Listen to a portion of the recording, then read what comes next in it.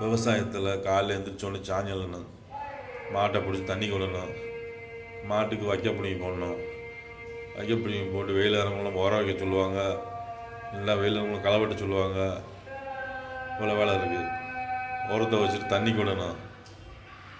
தண்ணிக்கு விட்டுட்டு பருத்தி எடுக்க சொல்லுவாங்க. இல்லை ஆடு மாடுக்கு அந்த வரப்பட்டு இருக்க பூரா செதுக்கி வாய்க்கா பூரா செதுக்குனா தான் தண்ணி போகும். புல்லு முளைச்சி கிடக்கும், அதை செதுக்கணும். 12 மணி வரைக்கும் செதுக்கி தருவோம்.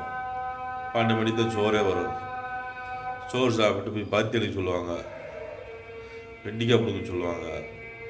தக்காளி பிடுங்க சொல்லுவாங்க. கத்திரிக்காய் பிடுங்க சொல்லுவாங்க.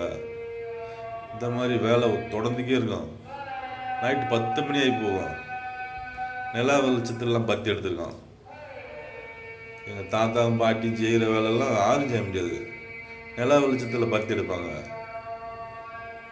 நிலா வெளிச்சத்தில்